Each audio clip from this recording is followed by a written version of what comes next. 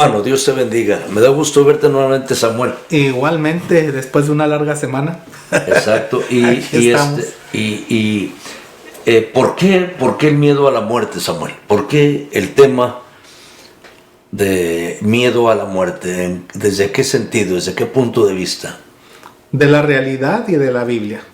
La realidad es que en alguna manera todos tenemos cierta inquietud a la muerte, pero cuando una persona no tiene a Jesucristo, realmente hay un temor que no necesariamente tiene que ser que le impida hacer las cosas. A lo mejor se mueve, vive y trata de no pensar en la muerte. De hecho, algunos han dicho que los hispanos o los mexicanos hacemos chistes hasta de la muerte porque no queremos ir a aquello que nos asusta o que nos lleva a cierto conflicto, y algunos otros no quieren ni hablar de eso. O hablamos haciendo bromas y chistes, o llega el momento en que alguien muere y hace tanto lamento, ¿verdad?, por esa persona, pero llega a haber hasta fobias a la muerte, lo que se llama tanatofobia, usando palabra en griego, ¿verdad? El aspecto médico y psicológico que utilizan, la tanatofobia, y es un temor ya que nos causa ansiedad y inclusive algunos no quieren, quizás sea una parte del no subirse a los aviones o hacer cosas que son peligrosas porque le causan temor, y otros quizás hasta buscan la muerte por temor a la muerte, interesante, ¿no? Y se matan porque prefieren el saber quizá un final rápido y no estar en esa ansiedad de cómo voy a morir o qué voy a hacer en mi vida. Y hablando tradicionalmente sobre la muerte, que le ponen muchos atributos de miedo, de terror, de espanto. Bueno, ya sería quizá la necrofobia. La necrofobia es el temor general a la muerte, hablando inclusive de los muertos, ¿verdad? Muchos no quieren ni entrar al panteón porque me da miedo los muertos y no se vaya a aparecer, que me vayan a jalar los pies en la noche. Todo esto relacionado, pero el asunto de la muerte es algo muy antiguo, no venía con la creación, Dios no creó esto. No creo, exacto. ¿Verdad? Pero ahí en Hebreos 2, 14 y 15 dice: como nosotros, los hijos de Dios, somos seres de carne y hueso, Cristo nació como ser humano de carne y hueso también, porque solo siendo un ser humano podía morir y destruir al que tenía el imperio de la muerte, el diablo. Solo así podía librar a los que vivían siempre en esclavitud por temor a la muerte. Eso está hablando el escritor sagrado en relación a la muerte física. Sí, a la muerte física, e incluye en alguna manera la espiritual, que vamos a hablar de esto, y es muy importante porque yo creo que van relacionadas. Si alguien no tiene vida espiritual, va a tener miedo a la muerte espiritual y a la muerte física. De hecho, como dice aquí, hay un cierto temor. Dice: solo así podía librar a los que vivían siempre en esclavitud por temor a la muerte. Una cosa es tener cierta inquietud, cierto respeto a la muerte, ¿verdad? O algo, a lo mejor al dolor que pueda sentir, pero otra cosa es estar esclavizado. Samuel, ¿cómo ahorita vamos a entrar a eso, pero celebrar la muerte? ¿En qué sentido? Muchos celebran la muerte sin haberla sentido, sin haberla experimentado. ¿Pero cómo celebran la muerte? Por ejemplo, el Día de la Muerte, el Día de los Muertos, el día... Bueno, ahí no sería celebrar, quizá tanto como celebrar, sino hacer un duelo. Y claro, como digo, los hispanos a veces lo tomamos hasta de broma. Ya se hacen calaveritas con dicho, ¿verdad? Como me ves, te verás, como te ves, me vi. Y le ponen un montón de cosas, ¿verdad?, a las calaveras, tratando quizá de calmar ese cierto temor o inquietud de lo desconocido, de que hay más allá de la muerte. Pero Jesucristo vino a quitar esa esclavitud al temor, y esclavitud a aquello que nos detiene y que nos impide hacer la voluntad de Dios. Y vas a tocar el punto de cómo se originó la muerte. Sí, la primera cosa que veríamos, ¿cuál es el origen de la muerte? Dice aquí en Génesis 2, 16 y 17, dice: pero el Señor Dios le advirtió: puedes comer libremente del fruto de cualquier árbol del huerto, excepto del árbol del conocimiento del bien y del mal. Si comes de su fruto, sin duda morirás. Ajá. Y eso es lo que Dios dijo a Adán cuando lo creó, al hombre y a la mujer los creó, y especialmente es para los dos, y le dijo a Adán, el día que comas de su fruto vas a morir. No existía la muerte. La muerte no existía. Y mientras comían del árbol de la vida, iban a seguir viviendo o existiendo por siempre. Pero entró la muerte. Entonces la figura del primer Adán al segundo Adán, que es... Bueno, y ese es otro asunto que vamos a verlo luego. Sí, yo me refiero en eso, Samuel. Porque si entonces éramos eternos. No podríamos decir eternos, porque eterno que si no tiene principio y fin. Ajá. Pero inmortales. Inmortales, sí, ok. Entonces empezó la vida y no ibas a morir, ¿verdad? No eternos, Dios es eterno, nosotros seríamos inmortales. Y podríamos usar la palabra eternidad especificando que se refiere que a partir de que empieces a existir ya no habría muerte y ya no iba a morir el hombre. Pero el día que el hombre pecó, ese día murió. Ahora, hay dos tipos de muerte en este sentido. Ajá. De hecho, la Biblia habla de la segunda muerte, que es esa muerte espiritual eterna en el infierno. Sí, sí. Pero empieza con esa separación de Dios. Muerte significa separación. Uh-huh. Cuando una persona peca o vive sin Dios, está separado, dice Isaías 59, que nuestros pecados nos separan de Dios. Uh-huh. Ahora, una persona cuando muere físicamente, su alma se separa del cuerpo, uh-huh, ¿verdad? Y entonces va o al cielo o al infierno. Sin embargo, el hombre fue separado de Dios. Desde el momento en que el hombre comió, quedó separado de Dios y se escondió. Empezó con el miedo, con el temor. Temor al juicio, temor a Dios, temor a lo que hizo, porque el pecado causa separación y es muerte. La paga del pecado es la muerte, ¿verdad? Y por eso en Romanos 5, 12 y 14 dice, cuando Adán pecó, el pecado entró en el mundo. El pecado de Adán introdujo la muerte, de modo que la muerte se extendió a todos porque todos pecaron. Ajá. Sin embargo, desde los tiempos de Adán hasta los de Moisés, todos murieron. Incluso los que no desobedecieron un mandamiento explícito de Dios, como sí lo hizo Adán.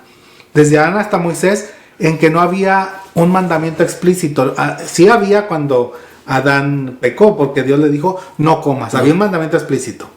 Después de ese ya no hubo un mandamiento explícito hasta la ley. Ajá, así pero es. Aunque no había un mandamiento explícito, todos murieron porque todos pecaron. Y después del mandamiento explícito, y por ende todos somos pecadores. Nacimos en pecado.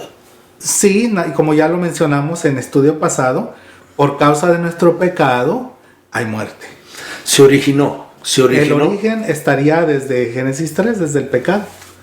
Son hermanos gemelos, el pecado da luz, la muerte. Y el origen pues tiene que ver sobre todo con el Satanás, ¿verdad? El diablo. Bueno, como dice acá desde el principio, Cristo vino para morir y destruir al que tenía el imperio de la muerte. Exacto, porque la muerte no existía. El diablo, ¿verdad? El diablo también pecó y fue echado de la presencia de Dios, murió, ¿verdad? Así entonces, que la muerte, ya existía la muerte, el diablo traía la muerte. Bueno, estaba ya en muerte, en separación con Dios, y él quería separar al hombre. Y la transmitió al hombre. No la transmitió porque no podía transmitirlo, no hay una relación de un espíritu con el cuerpo que es Adán y su espíritu, pero lo influyó. Y la decisión fue tomada por Adán y Eva. Entonces fue una consecuencia esto, fue una consecuencia de su obediencia, ¿verdad?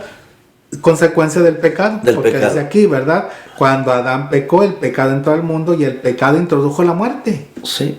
Y la muerte se extendió a todos porque van juntitos. Y el mismo Señor nos lo había dicho, vas a morir si haces eso. Ajá, y el hombre murió espiritualmente, como Dios lo dijo, pero también empezó su muerte física. Hay varias explicaciones, la mía en lo personal, y no tienen que aceptarla todos, yo creo, según lo que vemos, que Adán y Eva podían comer del árbol de la vida, no del bien y del mal. Entonces empezaron a alimentarse del árbol de la vida porque podían comer de todo árbol del huerto. Pero en el momento que pecaron, los echó fuera y ya no pudieron comer más del árbol de la vida.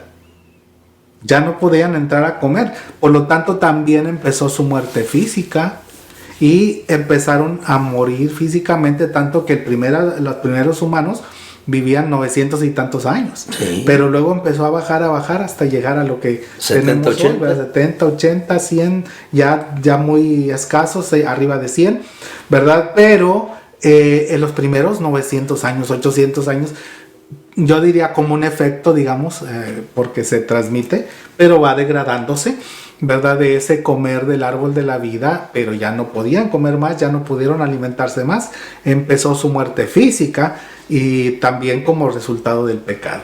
Así que el hombre muere espiritualmente, pero también físicamente, ahí está el origen. Pero ¿cuál es el poder de la muerte? O sea, ¿qué le da poder a la muerte? Y otra vez vamos a lo mismo, están relacionados. ¿Qué dice 1 Corintios 15, 55 y 56? Dice, muerte, ¿dónde está tu victoria? Muerte, ¿dónde está tu poder para matar? El poder que tiene la muerte para matar es el pecado. El poder del pecado es la ley. Mira nomás qué bien, ¿verdad? Porque el pecado se aprovechó del mandamiento y me engañó. Y con el mismo mandamiento me dio muerte. Ajá. Ahí el apóstol Pablo dice en Romanos 7:11, ¿verdad? El pecado aprovechó el mandamiento. Por eso dice en 1 Corintios que el poder del pecado es la ley. No porque la ley sea mala, que es lo que discute Pablo en Romanos 7, sino porque es buena y yo soy malo. Y entonces se aprovecha en ese sentido el pecado, diciendo, mira, tú puedes o no puedes, como sea, nos engaña. Y entonces fallamos. Y el mismo mandamiento que yo no puedo cumplir me da muerte. Entonces el poder del pecado es el poder de la muerte es el pecado. Claro, y quien no peca. Entonces, dice Romanos 6:23, el pago que da el pecado es la muerte. Ajá. Y quien no peca, y en Eclesiastés 7:20, ¿qué dice? No hay una sola persona en la tierra que siempre sea buena y nunca peque, definitivamente. Así que si alguien puede decir, no, yo no peco, yo no hago esto. Desde el momento en que tengas un solo pecado en tu vida, y como ya dijimos, lo heredamos, así que, pero un solo pecado que hacemos en la vida, merecemos la muerte física, y todos vamos a morir. Está establecido para los hombres que mueran una vez. Pero también sabemos que está la muerte espiritual, y muerte espiritual todo ser humano la experimenta porque estamos separados de Dios por nuestro pecado. Bueno, yo cuando conocí al Señor Jesucristo me impresionó más saber de la muerte, de la muerte física. Uh-huh. Porque yo, por ejemplo, cuando yo acepté a Cristo como mi Salvador personal, yo me sentí en el infierno. Voy a meter esto. Yo no sabía qué era. Yo estaba muerto en mis delitos y pecados, ¿verdad? El Señor me vino, me alumbró el pecado, me alumbró el mal camino en el cual yo estaba, ¿verdad? Y me dio miedo. Ahora, ¿miedo a qué? Miedo a que yo me iba a perder. O sea, yo estaba perdido. Aquí era algo también físico y entraba lo espiritual, Samuel. Yo creo que van juntos. O sea, no están separados. No, de hecho, en este caso quizá entra el pensamiento, que es lo mental, lo psíquico, como decíamos la semana pasada, que afecta a todo lo demás. Dijimos que una cosa corre a las demás, ¿verdad? De tal manera que la persona que quizá empieza a pensar, ¿y si me muero? O a reflexionar, mira, el vecino le dio COVID y se murió. ¿Y si me da COVID? Y a veces la gente se infecta y tiene consecuencias más graves por el miedo, porque el miedo baja las defensas y nos daña. Entonces, ¿el miedo nos impide conocer la verdadera muerte? ¿En qué sentido? No entiendo. Perdón. Entonces, el pecado en el cual nosotros vivimos, sin Jesucristo no podemos ver la muerte física, porque yo le tenía miedo, antes yo tenía miedo a morir, aunque no sabía por qué, como un dolor o algo. Pero conocí al Señor Jesucristo y me di cuenta que incluso la palabra de Dios dice, porque hemos muerto al pecado. O sea, quiere decir que yo en esos momentos yo ya no pensaba en la muerte física, sino en la vida espiritual que el Señor me daba. Bueno, eso nos llevaría a la tercera cosa, la victoria de la vida. Bueno, lo único que hace la diferencia es precisamente Jesucristo, que es el que da la victoria, porque como ya vimos al principio, Él tomó carne, se hizo humano por completo para experimentar la muerte, pero luego volvió a la vida, que es lo que hablábamos el domingo.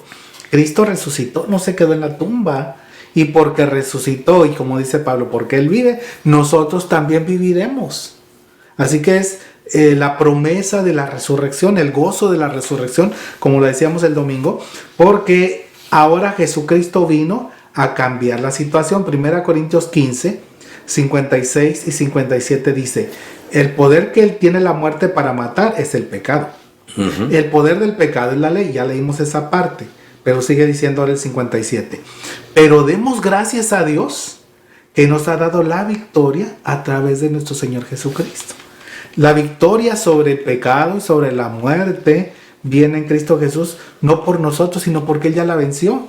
Nosotros vamos adentro, ¿verdad? Dentro de Él, ¿verdad? En ese sentido, y Él venció y nosotros por consecuencia somos victoriosos. Tenemos la victoria en Cristo Jesús porque Él la tiene y Él la da a quien quiera recibirla.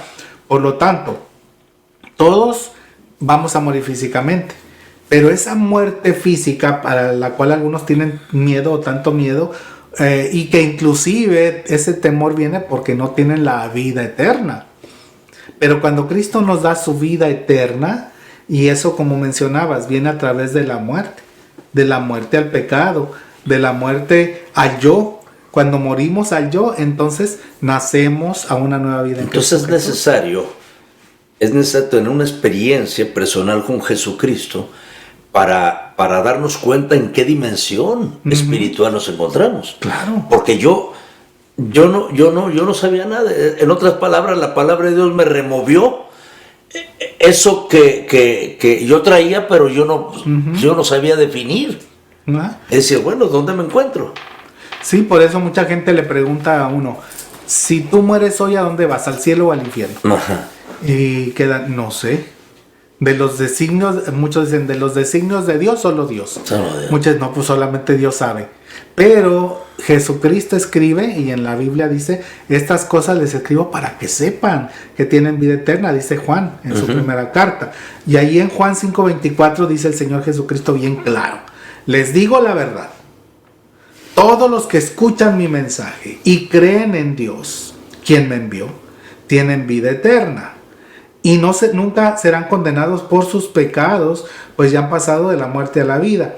Esta traducción quizás sea un poquito más fuerte, la de otra traducción donde dice: les aseguro esto, el que escucha mi mensaje y cree a Dios que me envió.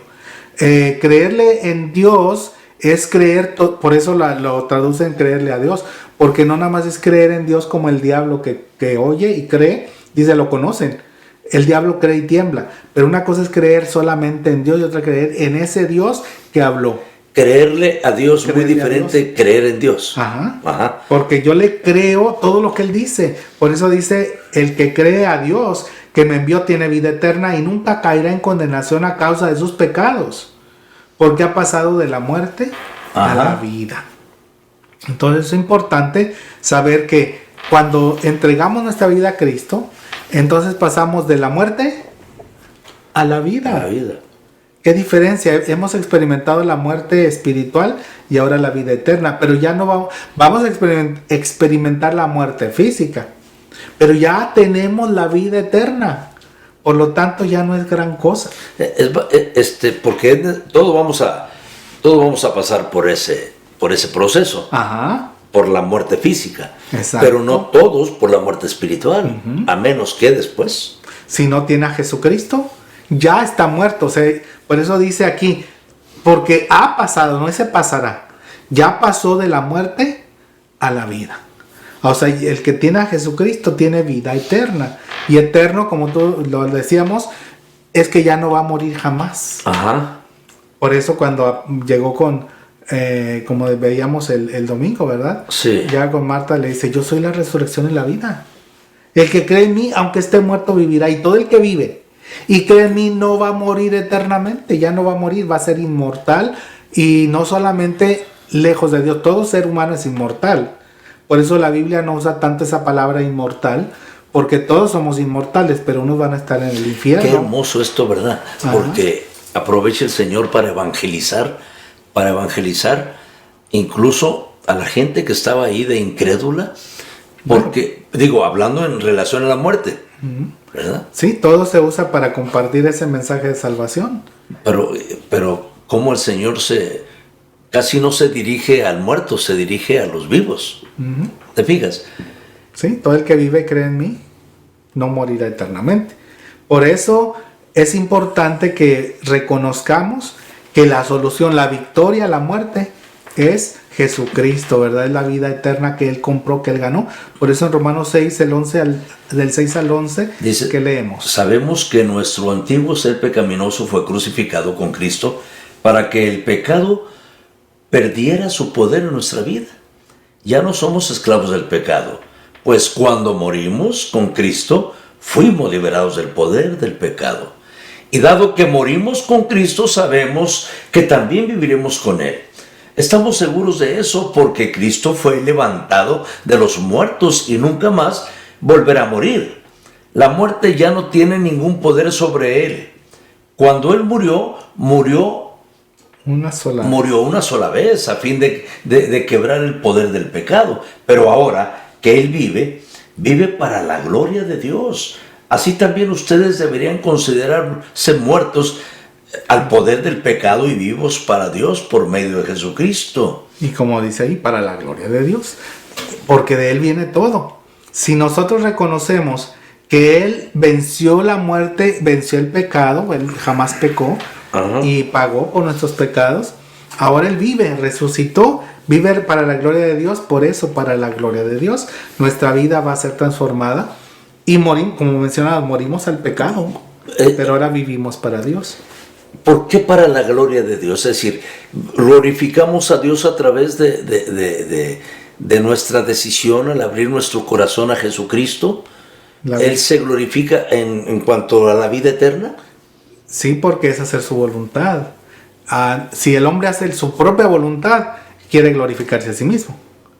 Pero si el hombre se somete a la voluntad de Dios, está dándole gloria, reconocimiento a Dios y le dice, tú eres Dios, yo no soy Dios. Por eso dice que hagamos cualquier cosa, comer, beber, todo lo hagamos. La honra y gloria. Entonces todo lo hagamos para reconocer a Dios como Dios en mi vida, como el Señor. Ya no voy a hacer cosas que muestran que yo hago lo que yo quiero o que hago las obras del diablo, sino ahora voy a buscar las obras. Pero hacerlo todo como para el Señor. Hacer lo que Dios me pide. Ajá. Con esa actitud de obedecerlo. Sí, Señor, tú hablas, yo obedezco. Y eso es para la gloria de Dios. Una pregunta, ¿tú piensas mucho en la muerte? Realmente no. No. La veo como una consecuencia natural y realmente estoy listo. Okay. Alguien dirá, y yo lo diría también así, no que quiera morirme, pero estoy listo para morir.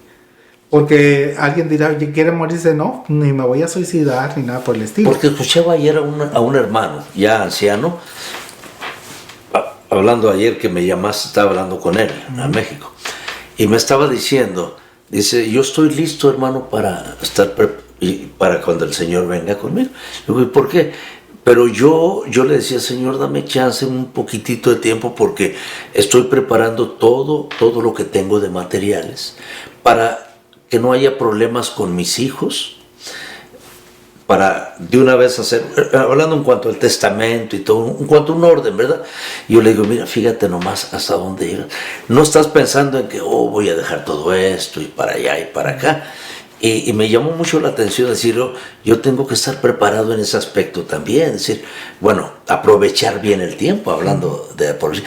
¿Podríamos nosotros poner algo así, aprovechar el tiempo que el Señor nos da para poder rectificar y ordenar todo nuestra casa y todo eso? Sí, yo creo que nos hace falta, porque hay que recordar que también para la gloria de Dios es hacer todo incluyendo eso, lo que dice Pablo en 1 Corintios, que Dios no es un Dios de desorden, sino de orden, y hagamos todo ordenadamente. Entonces, sí es bueno dejar todo en orden, sabiendo que quizá nuestros hijos a lo mejor se pelean, no sé qué pase, ya tú sabes. pero vamos a hacerlo lo correcto nosotros y ponerlo en manos de Dios. Lo más importante, otra vez, estamos listos para morir, inclusive dejando lo más posible en orden. Ajá. Entonces, no que queramos morirnos, no vamos a decir, yo ya no quiero estar aquí, porque eso sería renegar, ¿verdad?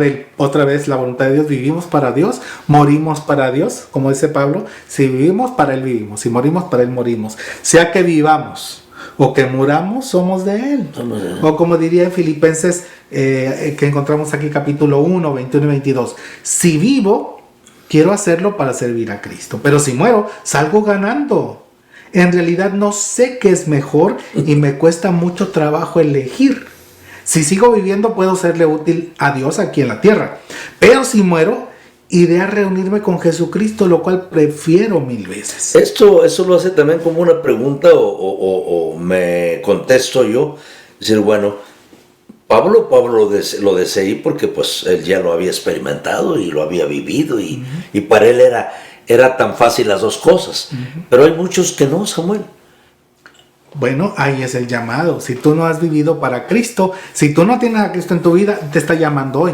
Porque solamente para que vivas en realidad, tienes que aceptar la muerte y la resurrección de Cristo. Amén. Si confiesas con tu boca que Jesucristo es el Señor y crees de corazón que Dios lo resucitó, eres salvo. Amén. Entonces, eso es lo que hay que experimentar. Si tú no has entregado tu vida a Cristo, Él murió para perdonar tus pecados, pero resucitó para mostrar y darte esa nueva vida que Él puede dar con su poder. Y si tú lo tienes, si tú eres creyente y seguimos luchando con el pecado, vamos a aferrarnos a su vida, a su propósito y a su poder. Y ahora, como dice aquí, ahora vivimos para la gloria de Dios. Hagamos lo que hagamos. Amén. Mientras Dios nos deje aquí, hay que serle útil aquí en la tierra, hacer lo que Él quiere que hagamos. Y cuando muramos, será mejor, como dice Pablo en otra versión, morir es ganancia. Ese es el tiempo que Dios nos está dando para que tú abras el corazón al Señor Jesucristo. Tiempo para prepararnos para el encuentro con el Señor. Y como creyentes, para servirlo cada día, preparándonos precisamente para estar en su presencia. Amén. Así que oremos y pidámosle a Dios que trabaje en nuestra vida. Y si tú no tienes a Cristo, ahí mismo oramos para decirle, Señor, entra a mi vida y dame tu salvación. Amén. Así que Pastor Trejo nos guía en esta oración, y que si tú quieres orar también con Él, invitando a Cristo o consagrando entregando esa vida hacia Él, y gracias a Él que nos da su vida, nos quita el temor a la muerte para poder servir con todo gozo y voluntad a Dios con todo lo que Él nos da para su honra y su gloria. Muchas gracias, Padre. Gracias, Señor, porque nos hace reflexionar a través de este estudio, Señor, que la muerte ha sido vencida en la cruz del Calvario por tu Hijo Jesucristo, Señor. Gracias por esta vida que nos das, Padre. Señor, queremos presentar tu palabra, tu mensaje, Señor, de vida, porque ese es el mensaje de vida, Señor. Que hoy es tiempo, Padre Santo, de reflexionar para poder abrir nuestro corazón a tu Hijo Jesucristo, para entregar nuestra vida, Señor, y esperar el día en que tú lo tienes destinado para cada uno de nosotros. Mientras tanto, Señor, la oportunidad que le estás dando a mucha gente para que reflexione y se acerque a ti, se arrepienta de sus pecados y abra su corazón a tu Hijo Jesucristo. Muchas gracias. Bendice a todos los que nos escuchan, a todos los cristianos y los no cristianos, para que los cristianos aprovechemos bien el tiempo y podamos comunicar tu palabra. Y a los que no tienen a tu Hijo Jesucristo, pues que les invitamos en estos momentos para que su palabra llegue al corazón de ellos. En el nombre de Jesucristo. Amén. Amén. Así que adelante, disfruten este tiempo. Dios les bendiga.